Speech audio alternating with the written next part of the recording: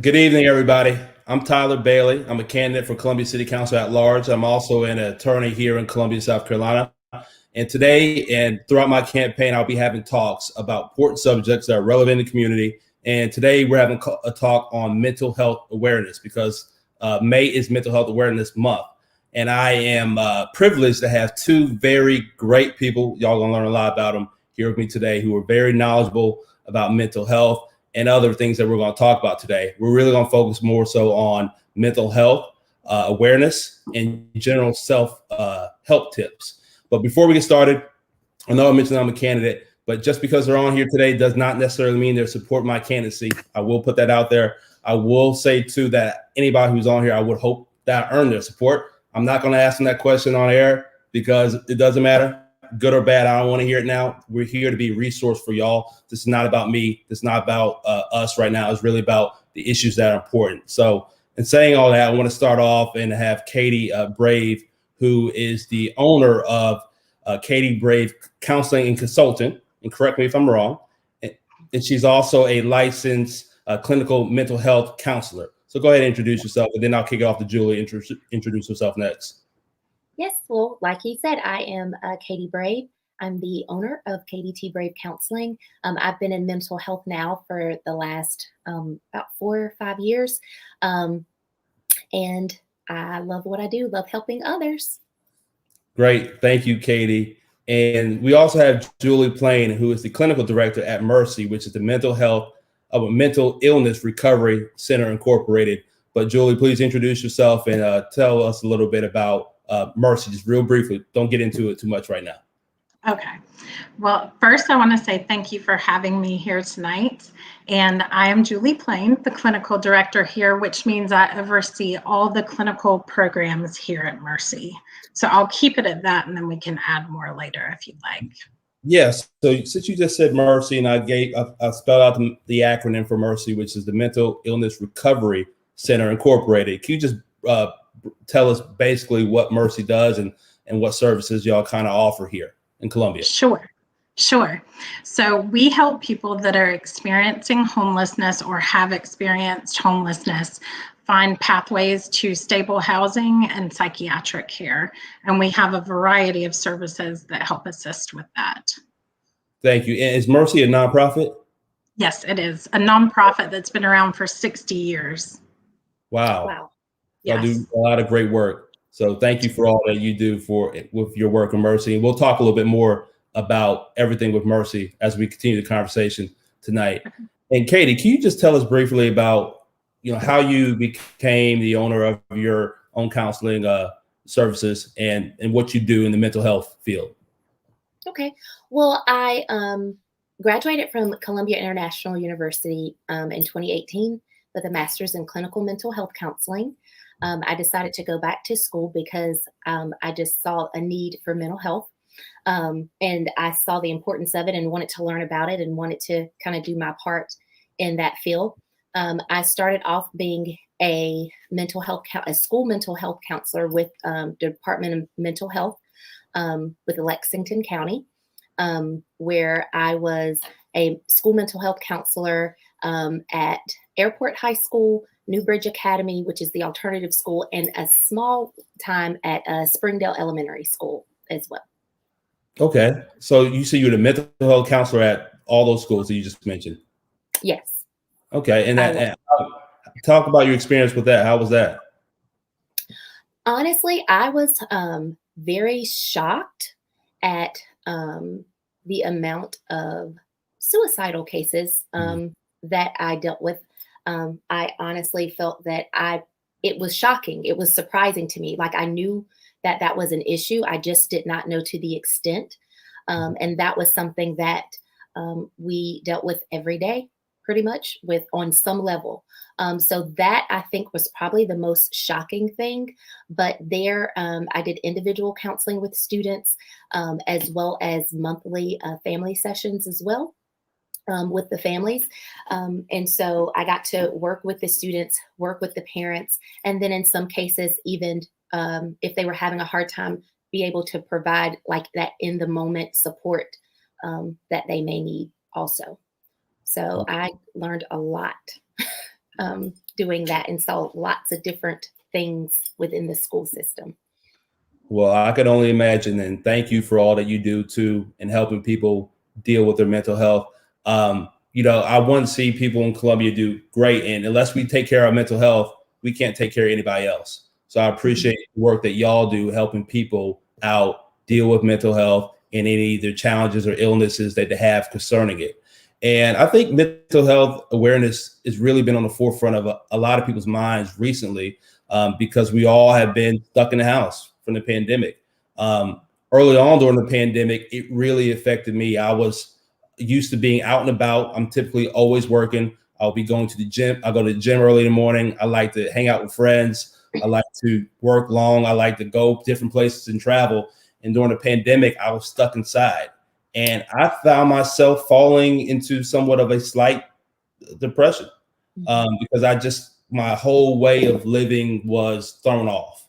And so how have y'all seen the pandemic and everything that came along with it, whether it's illness or having the quarantine? How have y'all seen that affect people's mental health? And Julie, can you answer that question for us starting off? Sure. So one thing to keep in mind is that it's a collective experience, something we've all gone through together, but we've gone through it separately. So everybody's experience is completely different. How I may have dealt with it might be different from how Tyler dealt with it. But what I can say in terms of Mercy and our services, we realized early on, so initially we were doing telehealth, and we started doing telehealth. But we realized pretty early on that our clients needed more. And because we serve the population of people experiencing homelessness and people with severe and persistent mental illness, we knew that they needed more. They needed access to the services. So we actually went back into the office and back into the community pretty quickly, like within a month after going to telehealth. So we started going back to the homes. A lot of our services are provided in the community. We go to them. So we went back to them, had our doors open, and we have been open the whole time. And I just want to point out how the tireless work that our staff has done with our clients throughout the pandemic. And I know that wasn't able to be done in all service delivery models, but for our vulnerable population, it was very important. Wow. So how long did y'all not shut down for a period of time, or how long was that? We attempted to do telehealth initially, maybe for like a month, but we went back to modified services, but going back out to the homes. We invested in some camping chairs that they would take out to the home. But then clients, we would just schedule appointments for them to come here. Our nurse would go out and take medications to them to make sure they got the medication. So we kind of modified our own service delivery, but stayed active, which is pretty impressive throughout this pandemic. Yeah, that's very impressive, especially early on in the pandemic. We didn't know, too much about it. And the fact that y'all barely shut down is very commendable of the work that y'all do at Mercy. And I mean, y'all were putting yourselves at risk to help other people dealing with their mental illnesses. Now, we did follow the CDC guidelines and PPE, and we made sure our staff was safe. But yes, we wanted to deliver the services to our clients that needed them the most. Of course. And before we get too far into the conversation tonight, anybody who's watching, whether you're watching on Facebook, my personal page, or my campaign page, or my YouTube channel, if you have a question about anything concerning mental health awareness month, taking care of your mental health, self-care tips, please post your questions. I will post your questions on the large screen that the viewers see so we can answer them. But Katie, I want to ask you, how have you seen that the pandemic has affected people in your practice? Well, one, in my practice, I offer virtual and face-to-face. I do have a lot of people that are still very much not comfortable with coming face-to-face, even though I may, offer to wear a mask or what have you, but they're just not comfortable with that. And so I actually probably have about half of the people that I see, I am seeing virtually. And that is even, from kids to adults. So that's, I think, something that I guess when years before, when I always said I want to have a private practice, I didn't really think I'd be doing a lot virtually. But even as when I was working with the mental health, I mean, we did virtual up through the time school started. And that was, very different, because even being a mental health counselor within the school, you had to figure out what that looks like. And we would have to basically have like an entire room where the kid was on the client was on one end and we were on the other end, and just kind of trying to talk to them and check on them that way. So Wow. that was actually very interesting. But that's what you Yeah. had to do. So. Well, I just mentioned earlier, we were talking about how I said the pandemic and quarantine affected me personally, about how I was feeling about my everyday outlook on life. And unfortunately, there's a big stigma out there with people admitting that they may be feeling down, they may be experiencing a lot of anxiety, depression, or have other mental health challenges that they're scared to talk about, or they don't feel comfortable talking about. What do you think are some things that the general public can do to kind of help erase that stigma on addressing your mental health concerns or challenges? And Katie, I'll let you go ahead and start off with an answer to that. I think one of the main things that you can do is to remember that everyone is going through these challenges. And so a lot of times too, I work with a lot of teenagers and a lot of children, as well as I work with adults, but I do work with a lot of teens. And I tell the parents, normalize that things are different. Normalize change. Normalize that we're all adjusting. One of the things that I even did with my own kids is I would go and just talk to them and tell them different things about how I had to make changes and adjustments. Because for some adolescents, it can be kind of scary, and they don't quite understand what's going on. But just to let them know you are not the only one going through it. And so I think that in and of itself kind of helps some. Just in how they approach situations, like you are not the only one making changes. You are not the only one adjusting. We all are doing it. And I think that kind of goes a long way. And just remembering that even when you feel yourself maybe getting a little anxious because of some of the changes that we are still having to make because of, social distancing or whatever the case may be, just remembering like everyone is doing this. And I think that just normalizing it helps. Yeah. And Julie, is there anything you want to add to that about what people can do to kind of erase the stigma of being scared or uncomfortable with addressing your mental health challenges that you may be experiencing, and talking about mental health in general? Well, I think one thing you did, Tyler, is very important. So opening up the door. So you said that you had some, you were dealing with the pandemic. Just that alone opens up the door and makes somebody else feel comfortable talking with you. So I think number one, that's important. I think our leaders in politics and the community and our organizations need to get comfortable with mental health and realizing how it impacts the people they work with, the people they live around, and just like Katie said, normalizing it. Yeah, I agree. Definitely. I'm not scared to talk about it. I mean, I'm not Superman. I like to think I am, but I promise you I'm not. Everybody deals with challenges. So, if you sprain your ankle, right, you should get your ankle checked out. Maybe your ankle is actually broken. You think it's a sprain. And so the same thing with mental health. I think it's good that we be self-aware and check in with somebody, hold us accountable to help us out. So, I mean, like I said earlier, if you're not in a good mental position, you can't help anybody else out. So it's really good that we take care of our mental health. And I think, Julie, go I'm ahead. sorry. I was just going to say, I think being mindful too of how we ask questions of people, instead of just saying, how are you? I'm fine. Asking them, maybe you seem a little down. How can I help you? Or just changing the dialogue a little bit, I think would help as well. That's good. So I want to dig into, no, go ahead, Katie, too. I'm sorry.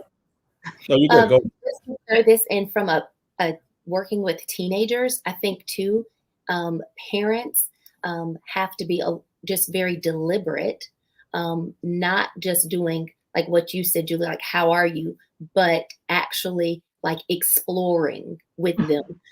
Because sometimes you have to go on kind of like that seek and recovery mission with them, like, not just take the I'm okay, but actually go in their room, sit and talk. Because a lot of, especially some of the teenagers that may have been seniors or juniors, I mean, they took a hit with just a loss of making memories and experiences that you won't be able to kind of make again. And so I think actually just talking to them and saying, I'm pretty sure that didn't feel good. I'm pretty sure you didn't want to have to go through that. Like, and just ask them like, hey, how are you coping? And if they say I'm good, well, how are you good? What are you doing to be good? And I think that would also just kind of like just to go a little bit farther than just how are you, kind of explore with them how they're doing. Yeah, I agree. And since you were talking about kids, I was talking to a friend of mine not too long ago, and he was mentioning that grown-ups, right, walk around with a lot of times the baggage and the trauma that they experienced as a child that they have not resolved. And that can show in forms of, anger, anxiety, depression. What would you recommend, Katie, for grown-ups who have unresolved childhood trauma and what they can do to kind of deal with those issues? I think one is to not stuff it, not to just dismiss it, because a lot of times grown-ups that have trauma came from maybe parents that had trauma, and they came from parents that had trauma, and they just keep stuffing it and keep going. And so it's kind of like, well, if they kept going, I can. I think to just be open to getting that help, and just remembering, like, also not being so hard on themselves sometimes for how they are and the things that they do, because behavior is a symptom. So sometimes the anger that you mentioned, that's a symptom. Maybe the talking harshly, that's a symptom. And so just to kind of take notes of be a little more self-aware. And I think you mentioned that earlier too, that, hey, I am a little edgy, or I am a little angry. Like, well, it's okay to go and talk to someone, and to realize that going to talk to a counselor is a safe space. That it stays there, and there's no judgment, that it shouldn't be any judgment, and that person is just there to kind of help them. And so I think just being open to realizing, like, hey, I don't have it all together, and to understand you're not the only one. Right. There are a lot of people that walk around that just don't have it together. So that's very true. That's really good too. And Julie, I really, before we got on this conversation, I knew about Mercy. I have some friends who work with the great organization as well. But I dug into the weeds a little bit deeper on Mercy. And so a lot of people may not have heard of Mercy and the good work that y'all do here in Columbia.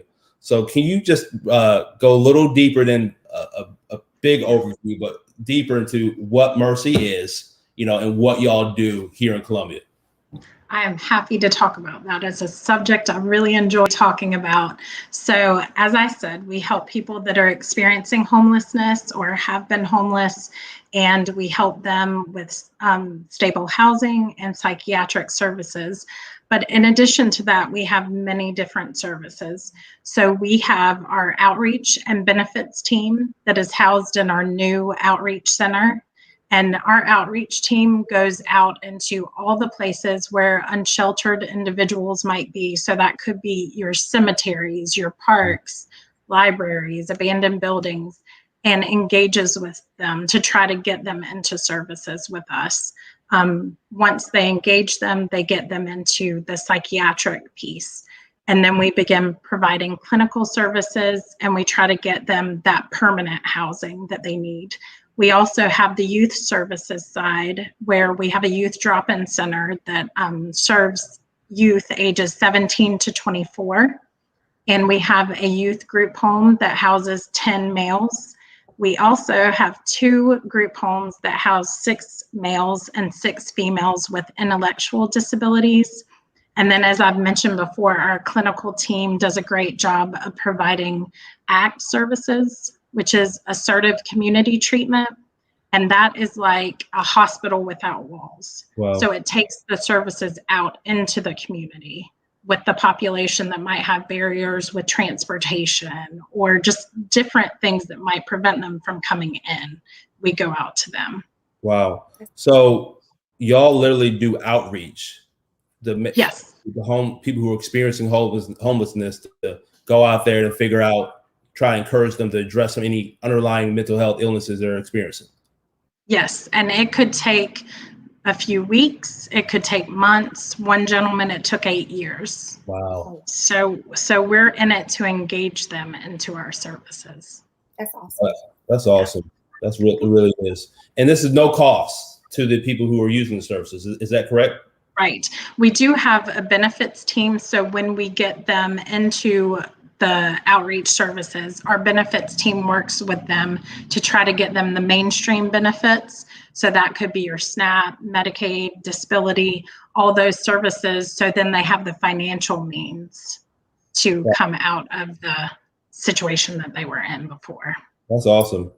Can you talk a little bit about, is there a correlation between experiencing homelessness and any mental health challenges people may be experiencing? So what we know is that people that are experiencing mental health issues have 3 factors that kind of influence possibly them becoming homeless. And that's poverty, disaffiliation from their family, their support networks, their friends, and personal vulnerability. So mental health clouds your judgment. We know that, and our way of thinking. So there is a higher likelihood for someone experiencing mental health issues to become homeless, and vice versa. If you are experiencing homelessness, it might exacerbate some mental health issues you've had in the past. Wow. And so, I mean, one of the problems you just mentioned, the 3, was support from family members, being disassociated from your family. And going a little deeper on that, if you have a family member, if people have family members who we believe may be experiencing mental health illnesses, right? Everybody may have a cousin or somebody who they think is out there, right? How do you recommend people go about continuing that relationship, make sure it's still fostered so they're not disassociated and go down a further path? Katie and Julie, I want you to add to that too. I think one of the first things that people should do is, one, not to ignore it. Like if you see that your family member is struggling, I think that it's the best thing that you can do is to ask them, I see this, what's going on? Are you struggling? And to express your care and your concern, not your judgment. Because a lot of times, like I said earlier, behavior is a symptom. And I feel that family members sometimes attack the behavior and they don't go past what lies underneath the behavior. If someone does something that they don't normally do, take note of that as, that's strange. Let me go check on them. Not let me go like argue with them or yell at them or, talk about it or, whatever with someone else. I think that we should be willing to express that I have a concern and that I do care. And that's why I'm coming. So I think that would be one of the major things to keep in the forefront if you have a family member that you think have some mental health challenges. That's good, Katie. I appreciate you sharing that with everybody. And Julie, anything you want to add to that? Well, I agree with what you said. Another thing is sometimes it requires making the hard call. So you might realize that they're more than just experiencing mild problems. They might start making statements that make you think self-harm might be an issue or harming someone else.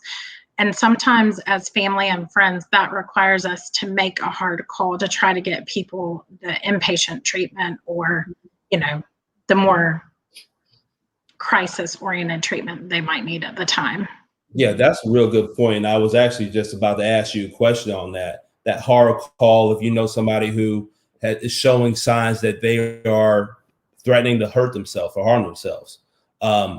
What should somebody do if they know a loved one has threatened to commit suicide or has thrown that around, has thrown out comments that their life does not add value, that they don't want to live anymore? You realistically believe this person actually may harm themselves. What would you recommend people do, Julie? I think if you realistically think they might harm themselves, you make the call to 911, get them taken in. Before my work with Mercy, I worked in the emergency room at Lexington Medical Center and was the manager of social work over there. So that was a large part of what we saw, is when family members made that hard call and had people taken to the emergency department to be evaluated. Wow. But if you're really concerned about your family member, you have to make that call. Yeah, I agree. And sometimes I see people throw it out there and make comments that their life doesn't have any value or have talked about committing suicide. And I think some people think those threats shouldn't be taken seriously. I take them very seriously. So I agree. If you know somebody who's making comments like that, you have to make a hard call to make sure they don't harm themselves. And can I add something? Yeah. For parents, what I would hear a lot is, oh, they're just trying to get attention. Oh, they're just trying to get attention. What if they are? Maybe they are. Maybe they are trying to get attention, but what if they succeed? That would be the thing. What if they succeed? And so follow it up every single time. I would never just dismiss a comment or, you think it's a threat or this thing to get attention. Follow it up every single time because you don't want them to succeed in getting that attention that they're trying to get. So that's good, Katie. And going back to a little lesser form of help for your mental health, or you're just keeping up your own well-being mentally, when would you recommend somebody looking to get in a counseling session? Is that for me? Yeah, that's for you, Katie. Oh, okay.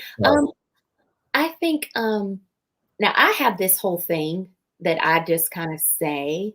I think everyone should just do a little check-in because life happens every day.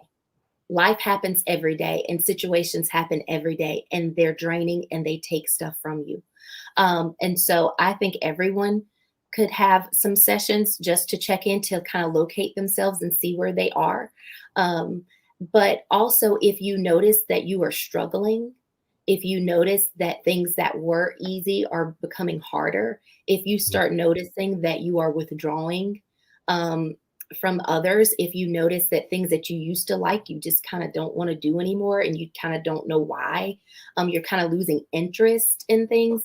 Some of those are some things that I would say you may need to go and seek counseling just to kind of explore like what's going on. Just check in with yourself, and just know it's okay. I mean, everyone, I feel like we live in this society of go and do and keep going and keep doing that. I feel like just a lot of people are going day to day just wounded and just not paying attention to themselves. But if you notice any of those things, like you're just withdrawing or you have some like reoccurring memories, like of something that happened in the past and you just can't quite stop thinking about it, those are kind of indicators that you may need to, go check in with someone and go talk it out. That's good, Katie. And so, I mean, private counseling is another thing, right? But Julie, what are some barriers that you see to people having access to mental health resources in your work with Mercy? Well, I think one of the biggest barriers to access is shame. Honestly, I think people feeling like they're weak if they seek out the help, when in reality, it's a very strong thing to do. It's very proactive. Yes. So I think that is one barrier. Of course, financial would be a barrier, but there are sliding scales. There are different services out there for people. So I think those probably are two of the barriers. Yeah, that's really good. And I wasn't even thinking about that. The personal barriers that people have, the shame, the stigma in talking about mental health, illness challenges and addressing them. So I was even thinking about that as a barrier, but I believe that's probably you're right. It's probably one of the biggest ones there is. And Katie, in your practice, is there anything that you've seen that, or barriers that you've seen to people getting access to resources or checking in with their mental health? Well, I think I agree with Julie. The biggest one I think that I see is shame. I think people think that they should be stronger than what they are. I think that a lot of times people try to do things that they're just not meant to do. They're just trying to push and go beyond their limits because nobody wants to not be comfortable. Nobody doesn't want to, like feel good. So everybody wants to feel good. Nobody wants to feel bad. And so I think a lot of times people think if they ignore it, it'll go away. But it's kind of like I have 2 kids, right? So it's kind of like when I tell them to clean their room and they don't, and they keep sticking stuff places, right? And pretty soon you run out of places to stick stuff. And so now drawers don't close that should. We're tripping up over things because they're coming out from under the bed or whatever the case. I think sometimes that is how our mental health and our emotional issues are when they are left unattended. It's like you run out of places to stick it. And so then you kind of start seeing these symptoms where your behavior is changing. And so I agree with her, though. A lot of it is just people are ashamed and people think that they should not check on themselves. Well, And go ahead, Julie. another reality is to the resources. So we as a community have to have the resources available to people that need it.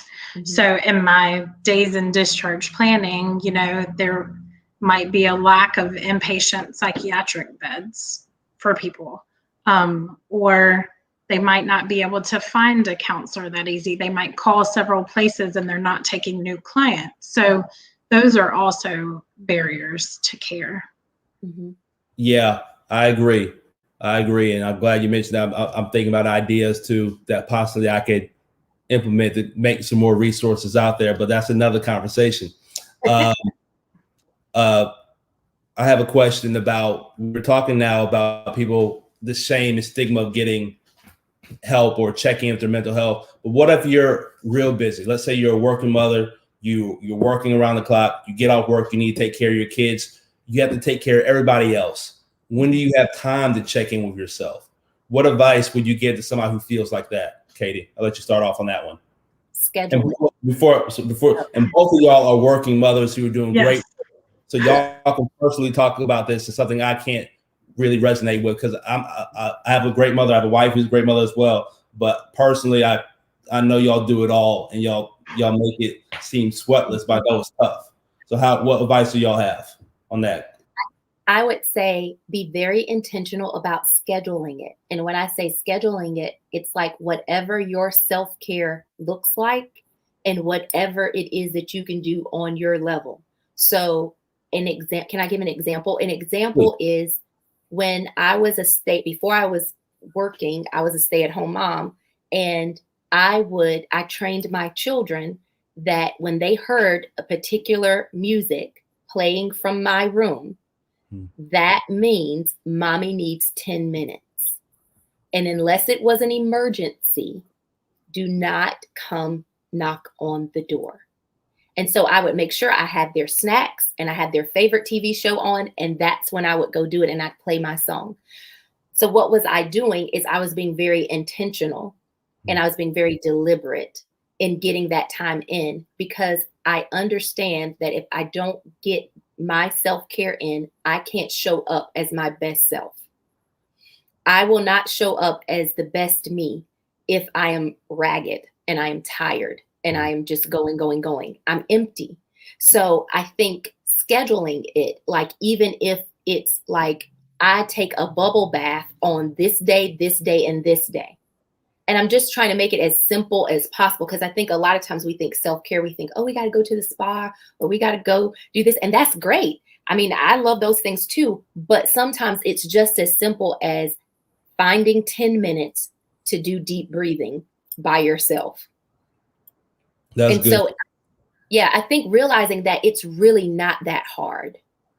I think a lot of times we make it to be bigger than what it is. It's really not that hard. Just being very deliberate and intentional. That 10 minutes, that 15 minutes will go a long way of just deep breathing. That's really good. Julie, anything you want to add to that? Well, I think it's so important for us to be kind to ourselves, like we are to other people.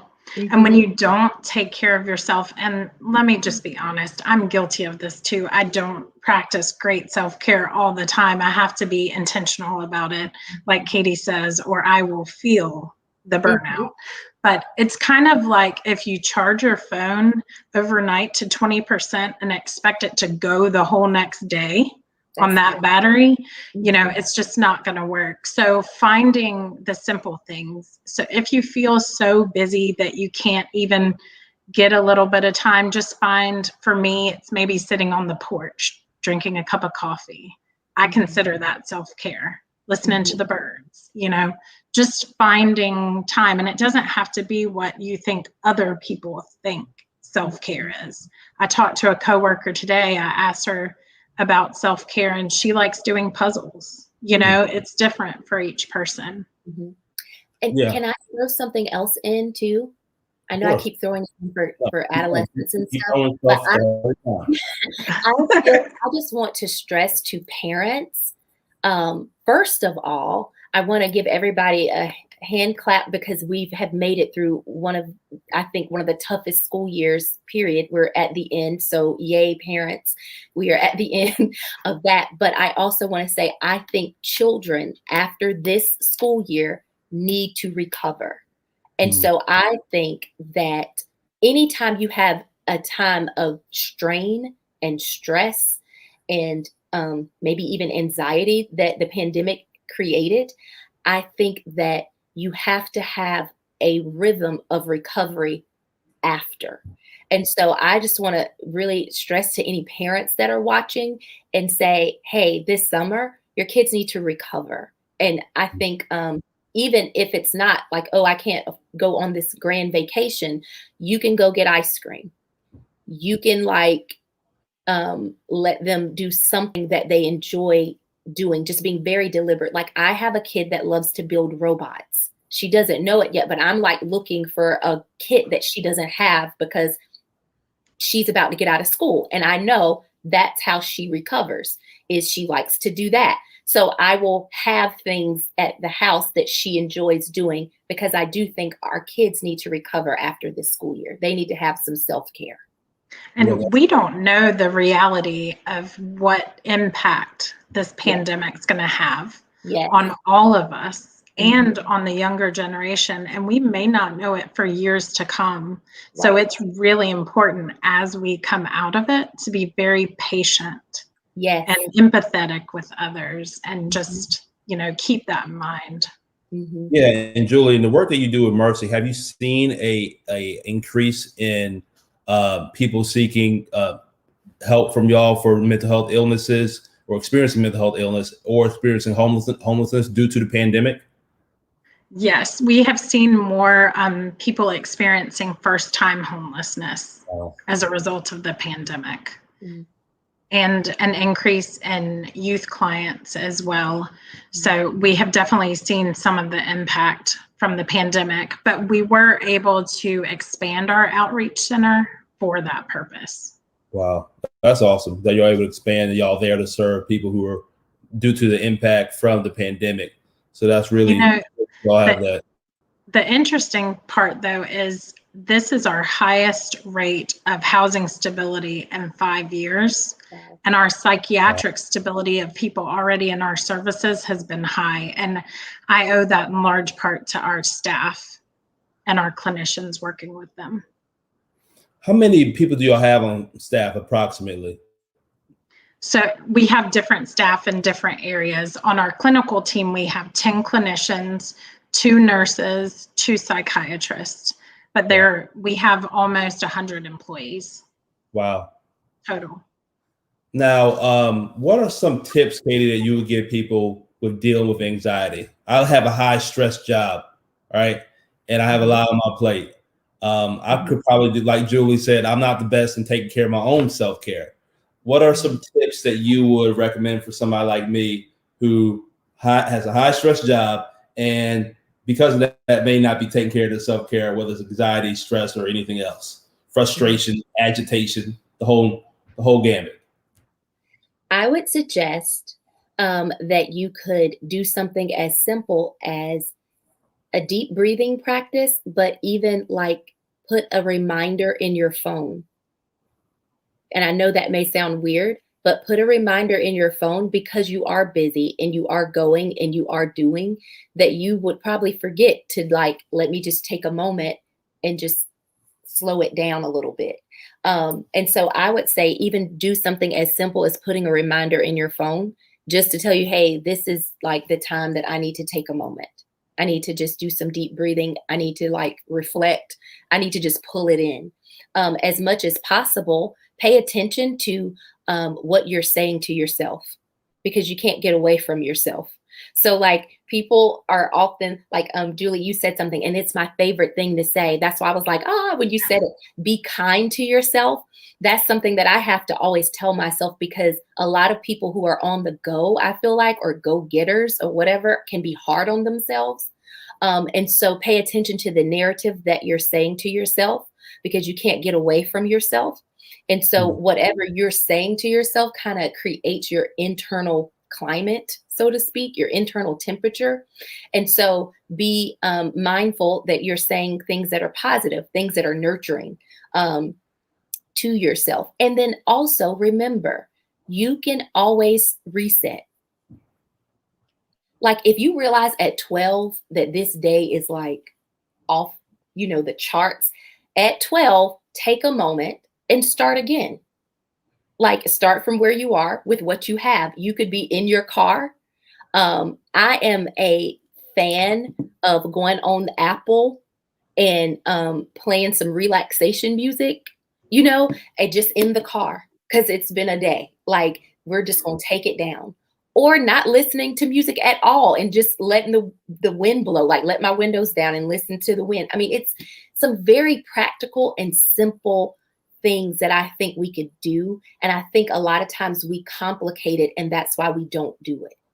Yeah, Because we're just like, I don't have time for that. That's too much. I'm not going to do all that. Well, you can play some relaxation music in your car while you drive. Like, you're right. Like things. I thought you were going to say that if you had a tough day and you need to reset at 12, just go back home and start over the next day. I was going to say, I don't know if I can do that or people can do that, but you're right. You can't always do that.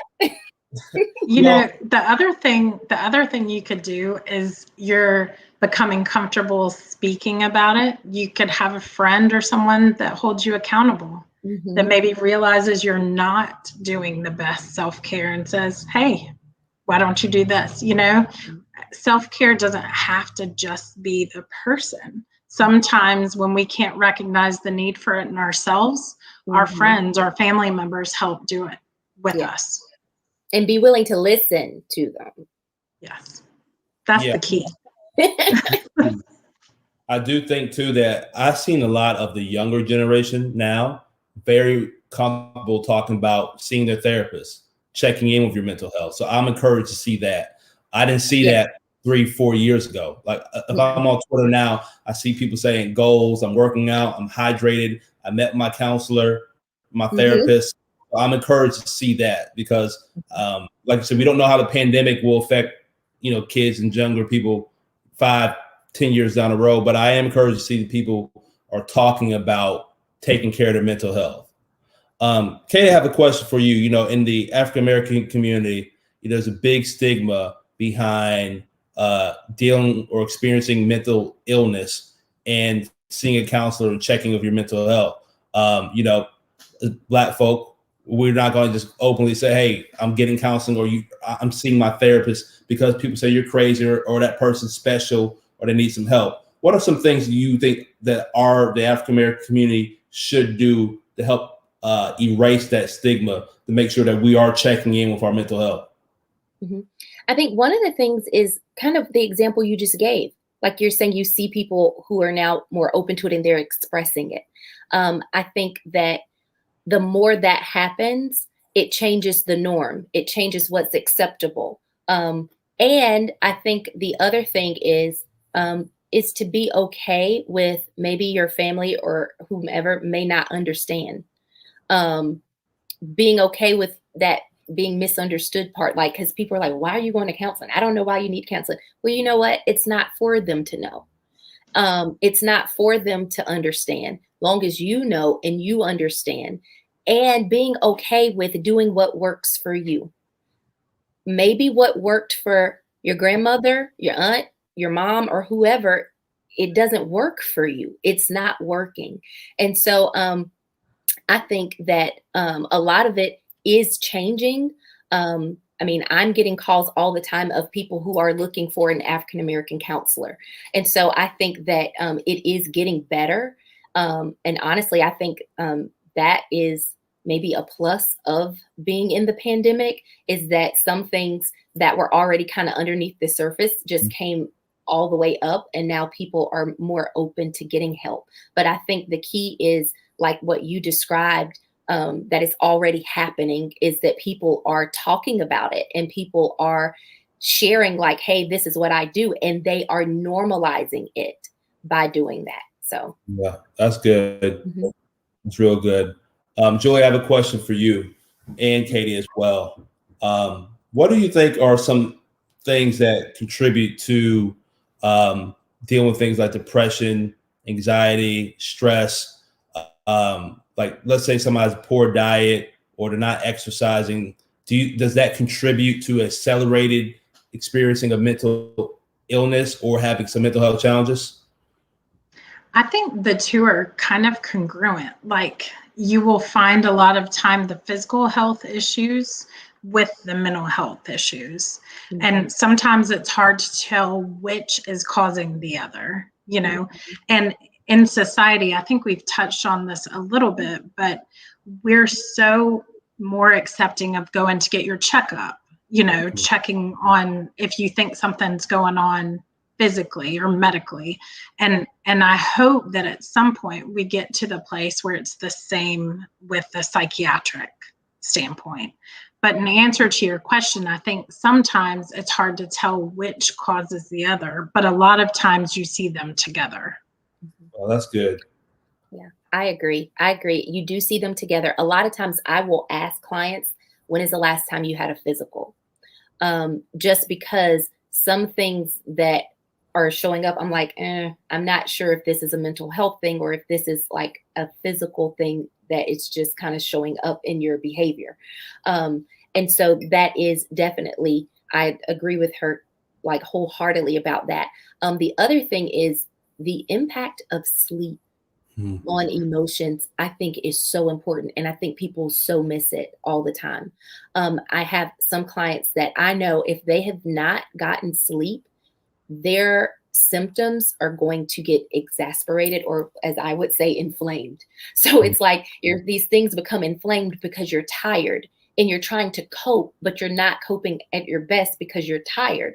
I saw that a lot working with teenagers that would not go to sleep and literally look at me and say, I stayed up till 6, till it was time to catch the bus. I'm like, oh, wow. Like, what? How could you even do that? But they are doing that kind of stuff. And if they already have some sort of symptoms with their behavior or with their mental health, it just becomes a lot worse when they are tired. I think sleep is very important for your mental health. I think getting physical activity is very important for your mental health. I mean, I've had people that have managed their symptoms and kind of reduced a lot of things tremendously just by starting to go walking every day.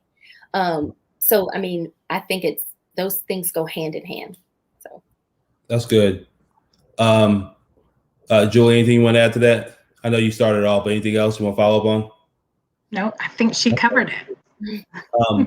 What are some signs that people should look out for their loved ones to see if they're experiencing some sort of anxiety or underlying mental health challenges that they may be going through?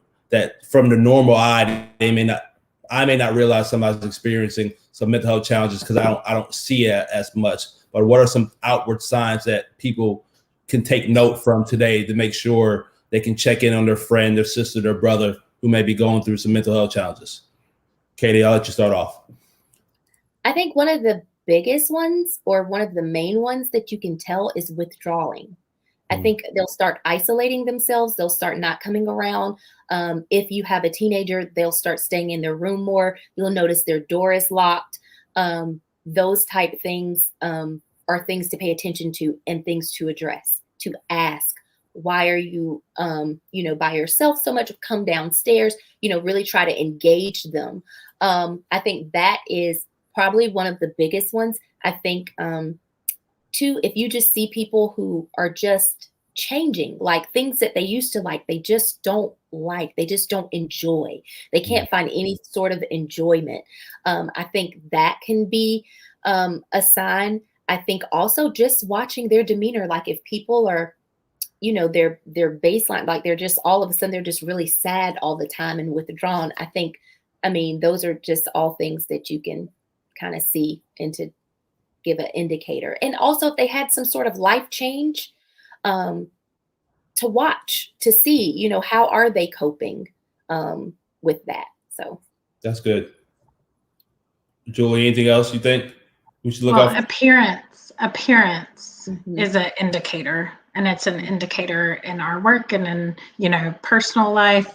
But you can tell if somebody keeps themselves up and then all of a sudden they seem to not care as much about their appearance. That to me is an indicator. Also with younger people, social media presence. A lot of times, like you said, they'll talk about seeing their counselor. They're either sometimes when they're experiencing problems, they're on one extreme or the other. Either they're talking about it a lot, like you'll see an increase in it, or they kind of go off the grid, which is unusual for them. So I think those are indicators as well. Yeah, those are good things that people can look out for. We're getting close to an hour, and I always like to keep this under an hour. I know people got things to do, families, eat dinner, and I appreciate y'all taking the time out of your day today to share with people who are viewing tonight. Julie, I want to ask you two questions, right? The first one is, how can people support the work that you all do at Mercy? Okay, so the best way to support Mercy would be to open the dialogue about mental health and homelessness. And from our leaders, the best way to support what we do is to invite us to the table. So if maybe you don't have as much knowledge on the situation, it would be to have someone there when policies are being made, plans are being, decided upon. That's very important. We love to have volunteers. Of course, we accept donations. Our marketing director, Morel Johnson, does a great job of keeping our social media sites updated with current news and events. So we welcome, any help or involvement with our organization. Great. I'm coming for my tour, Julie. I'm coming. But yes. I'm excited to have you. And last thing I'll ask you, Julie, is what are, just with this being Mental Health Awareness Month, are there any closing words that you like to let people know, whether it's they should check in on themselves, on a friend, or whatever it is concerning mental health awareness? I think what you just said, always check in with yourself and the people that you love. But we've said this word, I think, more than most others in this conversation, normalizing it. It is all of our responsibility to normalize, mental health issues and prioritizing mental health for our community, for the people we love, and for ourselves. I agree, 1000%. And Katie, two final questions for you. So if somebody wanted to get in touch with you to get some counseling sessions, how can people find you? They can go to my website, which is kdtbravecounseling.com. And it has all of the information, how you can book online. All of that is there. So it's counseling.com that has everything about me, the types of counseling that I do, and everything there. Right. And lastly, any closing remarks regarding Mental Health Awareness Month? Well, I just want to say, one, thank you for having us. I think this was really good. And I think that having these talks, it needs to be more of them. I think because that's how we're going to normalize it. That's how we're going to break the stigma of mental health. And so I just want to say, thank you for even having us and being open to doing this. I think this has been very helpful, I hope, to a lot of people. And I hope that we've helped someone. Yeah, I believe somebody received something from today. And I think that we all need to start talking about mental health, not just in May. Yes. It's Mental Health Awareness Month, but we need to continue to check in with ourselves, check in on your friends, your family, and let's erase the stigma of anything negative regarding mental health. I appreciate both of y'all taking time away from whatever y'all could have been. You could have been in your room, Katie, listen 10 minutes, listen to some music, right? And Julie, you could have been with your family as well. So I don't take for granted the time that y'all decided to spend with me tonight and everybody else who's watching. Please, people, if you're watching, support Mercy. They're doing a great work. Katie Brave's out there for a resource for you all as well. I'm Tyler Bailey again. I'm running for City Council at large here in Columbia.